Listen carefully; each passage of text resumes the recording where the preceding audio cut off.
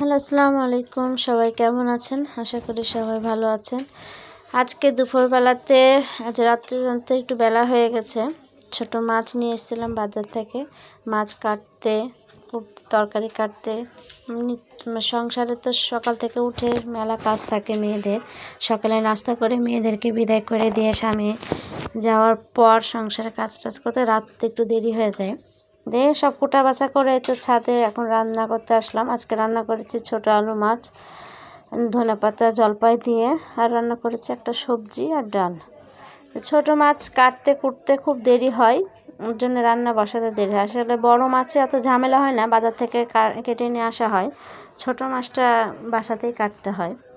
তো আজ রান্না করলাম খড়ির চুলাতে, নিচে আজ রান্না করে নিয়ে ছাদে চলে আসলাম। তার জন্য ভিডিওটা আপনাদের সাথে দিলাম আর একটু গল্প করলাম।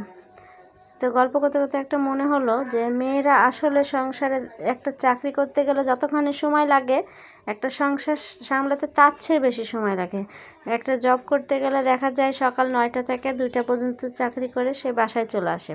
আর যারা সবসময় বাসায় থাকে, গৃহবধূ যারা, তাদের সকাল থেকে সারা দিন কাজ শেষ হয় না। তো কাজের সম্মান কিন্তু সবটাই, ওই আপনি অফিসে যেটা কাজ করে এসছেন সেটাও আপনার সম্মানের, সারাদিন যেটা বাসায় থাকেন সেটাও আমার সম্মানের। ওটা বোঝে না, সব মনে করে বাসায় থেকে কি করে, এত দেরি হয় কেন, রান্না করতে এত দেরি হয় কেন, ঘর গোছাতে এত দেরি হয় কেন। এটা আসলে যে করে সে বুঝে যে কি এত কিছু করার পরও মেয়েরা যখন একটা সংসার সামলিয়ে সন্তান সামলিয়েও যখন মন পায় না, তার চেয়ে খারাপ আর কিছু হয় না। আর যার বাসাতে ধরেন শাশুড়ি ননদ একসাথে থাকে, সেই বাসাতে সুখ শান্তি সব শেষ। শাশুড়ি তো ধরেন খুদ ধরার জন্য বসেই থাকে খাতা কলম নিয়ে। এত সুন্দর করে রান্না করেও যদি শাশুড়িকে দিতে যান, সে বলবে স্বাদ হয়নি, স্বামী বলবে স্বাদ হয়নি, অথচ কেউ এনে দিক সেটাই স্বাদ।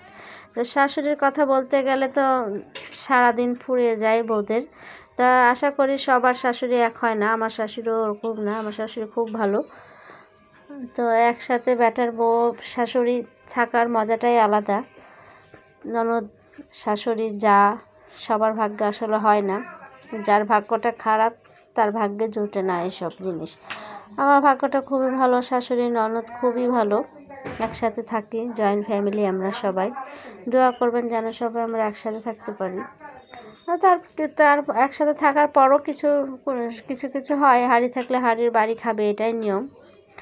তো শাশুড়ি যদি মনে করে যে পরের মেয়ে নিয়ে এসেছি, মেয়েটাকে মেয়ের মতন করে রাখি, অবশ্যই একবারের জায়গায় দুবার মা বলে অবশ্যই ডাকবে। আর শাশুড়ি যদি সারাদিন বইয়ের খুঁত ধরে, তো ওই তো অমুকের দাদি তমুকের মা এইভাবেই ডাকবে, মা আর বলা যাবে না। মায়ের ডাকটা শুনতে হলে কিন্তু মায়ের মতনই কাজ করা লাগবে। তো এটাই হলো শাশুড়ির পরিচয়। আর মাকে আপনি যতই যা বলেন না কেন, যেটাই দেন না কেন, তবুও মায়ের মতন আর কিছু হয় না, যতই বলেন।